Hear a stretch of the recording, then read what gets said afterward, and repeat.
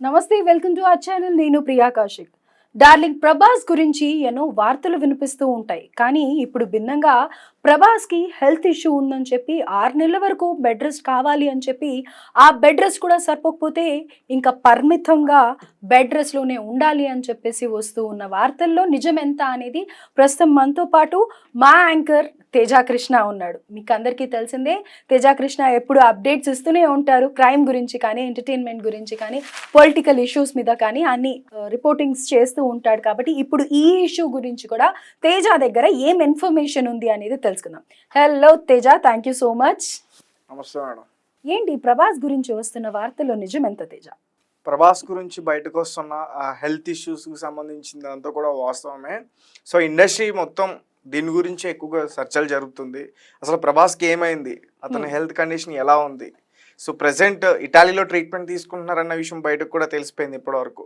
So అక్కడ ప్రభాస్ అసలు ఏ స్థితిలో ఉన్నారు, ఇటలీలో ట్రీట్మెంట్ తీసుకోవడానికి గల కారణం ఏంటి అనేది కూడా మన ప్రేక్షకుల కోసం చెప్పు. సో అంటే ఇలాంటి న్యూస్ అంతా కూడా బయటకు వచ్చిన తర్వాత ప్రభాస్ గారు రెస్పాండ్ అవుతారేమో అని వెయిట్ చేశా. ఆల్మోస్ట్ 2 days అవుతుంది న్యూస్ బయటకు వచ్చి, రెస్పాండ్ కాలేదు. కనీసం ఒక చిన్న వీడియో క్లిప్ బయటకు రిలీజ్ చేస్తారని చెప్పేసి నేను అనుకున్నా. నేనే కాదు, మోస్ట్లీ చాలామంది ప్రభాస్ ఫ్యాన్స్ కూడా వెయిట్ చేశారు. సో ఎందుకంటే ప్రతి ఒక్కరు కూడా డిసప్పాయింట్ అవుతారు అని ఫీల్ అవుతారు. అతనికి కోట్లల్లో అభిమానులు ఉన్నారు, వాళ్ళందరూ కూడా కొంచెం ప్రభాస్కి ఎట్లా అయిందని చెప్పేసి ఫీల్ అవుతారు. సో ఒక వీడియోని ఎక్స్పెక్ట్ చేశారు ప్రతి ఒక్కరు కూడా. అండ్ వాళ్ళ పిఆర్ టీం కూడా ఏదన్నా దీనికి సంబంధించిన అప్డేట్ ఏదైనా చెప్తుందని చెప్పేసి కూడా వాళ్ళు కూడా ఎదురు చూశారు. బట్ ఎవరు కూడా రెస్పాండ్ కాలేదు. ఇండస్ట్రీకి సంబంధించిన ఎవరు కూడా పెద్ద ఇండస్ట్రీకి సంబంధించిన డైరెక్టర్స్ కానీ, ప్రొడ్యూసర్స్ కానీ, ఆయన ఫ్రెండ్స్ కానీ చాలామందితో ఆయనకి పరిచయాలు ఉన్నాయి, ఎవరు కూడా రెస్పాండ్ కాలేదు. సో తర్వాత ఇది పుకారేమో అనిపించింది, కావాలని ఇలా స్ప్రెడ్ చేస్తున్నారేమో అనిపించింది. అంటే ఎందుకంటే ఎప్పుడు కూడా ప్రభాస్ గారి గురించి ఒక పుకార్ ఇప్పటికీ ఎప్పటికీ స్ప్రెడ్ అయితేనే ఉంటుంది. ఆయనకి ఫుల్ స్టాప్ ఆయనే పెట్టాలి, ఆయన మ్యారేజ్. సో ఇప్పుడు కూడా ఇప్పుడు ఆయన చేయబోయే సినిమా హీరోయిన్ తోటి అఫైర్ పెడతారు, వాళ్ళిద్దరు డేట్కి వెళ్ళారని చెప్తారు. సో రీసెంట్గా వచ్చిన ఆదిపురుష్ సినిమాలో కృతి సనన్ సంథింగ్, తన పేరు నాకు అంత ఐడియా లేదు. సో ఆమెతో కూడా ఒక అఫైర్ అనేది పెట్టారు. అండ్ బాలకృష్ణ గారు అన్స్టాపబుల్ షోలో చేసినప్పుడు రామ్ చరణ్ గారు ఒక పేరు చెప్పబోయారు, అది బయటకు రాలే. సో రకరకాలుగా అనుష్కతో అంటారు, త్రిషతో అంటారు, చాలా మంది హీరోయిన్లతోటి ఇట్లా మాట్లాడుతూ ఉంటారు. ఒక పుకార్ అనేది ఒక గాసిప్ లాగా నడుస్తూనే ఉంటుంది. తర్వాత మళ్ళీ దాన్ని అందరూ మర్చిపోతారు, అట్లా నడిచిపోతుంది. కానీ ఇది మాత్రం కొంచెం చాలా సెన్సిటివ్, ఎందుకంటే ఆయన హెల్త్కి సంబంధించింది. సో అంటే హెల్త్ గురించి ఎవరో డ్రామాలు ప్లే చేయరని నేను అనుకుంటున్నా. అంటే అయ్యో ఏదో వ్యూస్ కోసమో, లేకపోతే ఇంకొకటి ఏదో చేయడానికి కోసమో, రెవెన్యూ కోసమో ఆయన హెల్త్ మీద గురించి మాట్లాడతారని నాకు అనిపించట్లేదు మాక్సిమం. ఎందుకంటే ఆయనకి మోకాల చికిత్స అయింది, సర్జరీ అయింది అయితే నిజమే. బాహుబలి టైంలో చాలా స్టంట్స్ చేశారు. నార్మల్గా మన సినిమాలో గ్రాఫిక్స్ చూసాం కాబట్టి పెద్దగా మనకి అక్కడ అర్థం కాదు. వాళ్ళు నార్మల్గా షూటింగ్ చేస్తున్న టైంలో కొన్ని క్లిప్స్ కూడా బయటకు వస్తాయి, ఎట్లా చేశారు స్టంట్స్, ఎట్లా చేశారు. ఎస్, మేకింగ్ వీడియోస్ అన్ని కూడా బయటకు వస్తూ ఉంటాయి. సో ఒక సెట్లో ప్రభాస్ గారు సడన్గా కింద పడడం, ఇట్లాంటి క్లిప్స్ అన్ని కూడా బయటకు వచ్చినాయి. వెయిట్ కూడా చాలా గెయిన్ అయ్యారు కదా, వెయిట్ గెయిన్ అయ్యారు, వెయిట్ లాస్ అయ్యారు 2 క్యారెక్టర్స్ చేయడానికి. సో ఆయన చాలా శ్రమించారులే బాహుబలి సినిమా కోసం.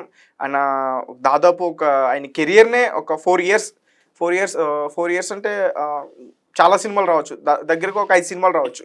బట్ బాహుబలి పార్ట్ 1 పార్ట్ 2 కోసం ఆయన మిగతా సినిమాలన్నింటిని కూడా పక్కన పెట్టారు.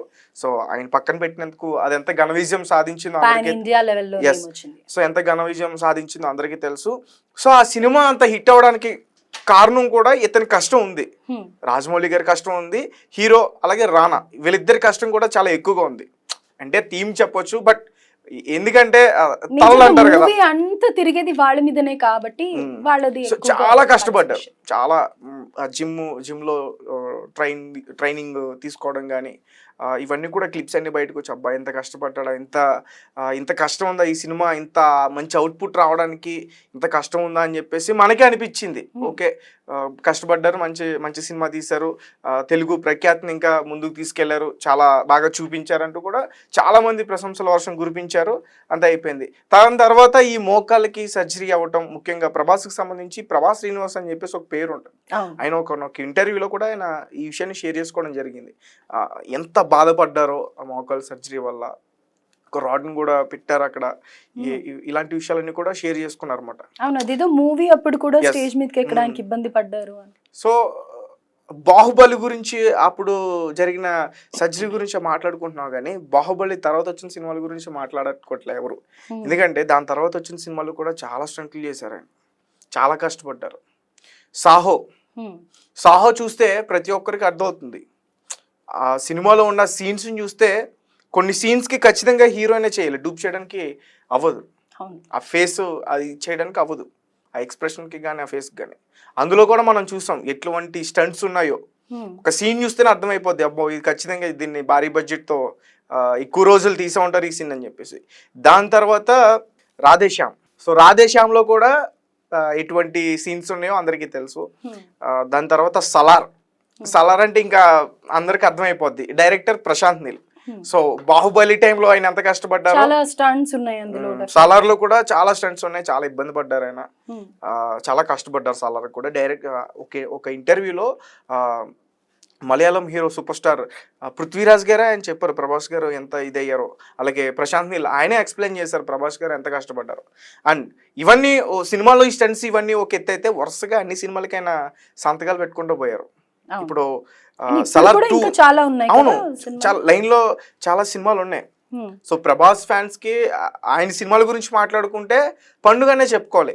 ఎందుకంటే ఇప్పుడు సలార్ 2 ఉంది, తర్వాత రాజాసాబ్, స్పిరిట్, ఫౌజీ అనే నేమ్ ఇంకా కన్ఫర్మ్ అయిందో తెలీదు, బట్ ఫ్యాన్స్ మధ్యన వినిపిస్తుంది కాబట్టి ఆ పేరు నేను బయటికి చెప్తున్నా, ఫౌజీ. సో వరుసగా ఈ సినిమాలో ఉన్నాయి. ఇంకా కొంతమంది ప్రముఖ డైరెక్టర్లతో కూడా త్వరలో అనౌన్స్ చేయబోతున్నారంటూ కూడా ఒక వార్త బయటకు వచ్చింది. సో ఈ సినిమాల గురించి మాట్లాడుకుంటే ఇంత ఆయన చేసుకుంటూ పోతున్నాడు. బట్ ఈయన హెల్త్ ఇష్యూ గురించి మాట్లాడుకుంటే, అయితే కమింగ్ టు ద పాయింట్, ఇప్పుడు నేను విన్నది నిన్ను అడుగుతాను. ఏదైతే సర్జరీ, మోకాళ్ళ సర్జరీ అని నువ్వు చెప్తున్నావు కదా, ఆ సర్జరీ తర్వాత ఆయన ఫస్ట్ ఫ్లోర్ నుంచి కింద పడ్డారు అని చెప్పి, కాళ్ళు రాడ్ ఉన్నది అది కాస్త విరిగిపోయిందని చెప్పి, దానివల్ల చాలా నరాలు డ్యామేజ్ అయ్యాయని, హార్ట్ కి ప్రాబ్లం వస్తుందని, బ్యాక్ ప్రాబ్లం వస్తుందని ఇలా అంతా చెప్తున్నారు. ఇవన్నీ బయట తెలిస్తే డెఫినెట్ గా ఒక న్యూస్ ఛానల్ ఇదంతా కూడా రాసుకుని వచ్చింది. కరెక్టే, ఆయన ఒక ఫస్ట్ ఫ్లోర్ నుంచి ఆయన ప్రమాదవశాత్తు పడిపోయారు. ఆయన పడిపోయినప్పుడు ఇంతకు ముందు ఆయనకు ఒక సర్జరీ జరిగింది. సో ఆ సర్జరీకి వస్తే ఇబ్బంది అయింది. సో అక్కడ ఉన్న ఆ నరాలన్నీ కూడా మళ్ళీ చితికాయి. సో దీనికోసం హుటాహుట్న ఏరోప్లేన్లో ఇటలీకి వెంటనే తీసుకెళ్లిపోయి అక్కడ చికిత్స అందిస్తున్నారు అని చెప్పేసి బయటకు వచ్చింది. అసలు వార్త వచ్చింది. అయితే ఇది ఎంతవరకు నిజం తేజ? నిజం కావచ్చువా? ఖచ్చితంగా. అంటే నువ్వు మాట్లాడే ప్రతి మాట గుర్తుపెట్టుకో, ఫ్యాన్సే కాదు ప్రతి ఒక్కళ్ళు కూడా, ప్రభాస్ ఒక హీరోనే కాదు, మామూలుగా కూడా మనం చూస్తూ ఉంటాం ఆయన చాలా డౌన్ టు ఎర్త్ ఉంటారు, ఒక మంచి హ్యూమన్ బీయింగ్ కూడా. సో ఎంతో మంది హర్ట్ అయ్యే ఛాన్సెస్ ఉన్నాయి. కాబట్టి కరెక్ట్ గా చెప్తున్నావా లేదా అనేది ఒకసారి. తప్పే ఉంది. ఇప్పుడు అతని సమస్య గురించి మాట్లాడుతున్నాం, మరి అతని కష్టం ఎందుకు మర్చిపోవాలి? ఇప్పుడు ఫ్యాన్స్ ని మెప్పించడానికే కదా. ఇప్పుడు బాహుబలి అలాంటి సినిమాలు కానీ ఎంత కష్టపడ్డారు, అది గుర్తించరా? సో మళ్ళీ ఇప్పుడు అంటే జరిగింది, ఇప్పుడు మన వైపు నుంచి ఆయనకి ఎటువంటి సపోర్ట్ ఇవ్వాలంటే, ఇది ఖచ్చితంగా నిజం కావచ్చు. నేను ఎందుకు చెప్తున్నానంటే, సో చెప్పింది కూడా చిన్న మీడియా సంస్థ కాదు, ఎప్పుడు కూడా అబద్ధాలు చెప్పే మీడియా కాదు అది.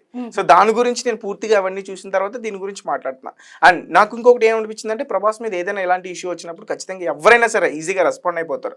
అండ్ మరీ ముఖ్యంగా రామ్ చరణ్ కానీ, అల్లు అర్జున్ కానీ, చాలా మంది, గోపిచంద్ కానీ, వీళ్ళందరూ కూడా చాలా క్లోజ్ ఉంటారు. ముఖ్యంగా ప్రభాస్ పిఆర్ టీమ్ నుంచి ఎలాంటి రెస్పాన్స్ లేదు కదా, ఎవరు ఏం మాట్లాడట్లేదు కదా, అలాంటప్పుడు దీని గురించి డెఫినెట్ గా ఆయనకి ఇదే జరిగింది అనేది నువ్వు ఎలా చెప్తున్నావు తేజ? నాకు అర్థం కాలేదు మీరు అడిగింది. ఇప్పుడు ఏదైతే ఫస్ట్ ఫ్లోర్ నుంచి పడిపోయారు అని చెప్పి, అది చిన్న విషయం కాదు. డెఫినెట్ గా ప్రభాస్ పిఆర్ టీమ్ నుంచి ఇలాంటి ఇన్ఫర్మేషన్ ఫస్ట్ ఫ్లోర్ నుంచి పడిపోయారు, ఫస్ట్ ఫ్లోర్ నుంచి పడిపోతే అంత పెద్ద ప్రమాదం కాదని నేను అనుకుంటే. ఎందుకంటే సినిమాల్లో ఇంకా ఎత్తు నుంచి పడతా ఉంటారు ఒక్కోసారి హీరోలు.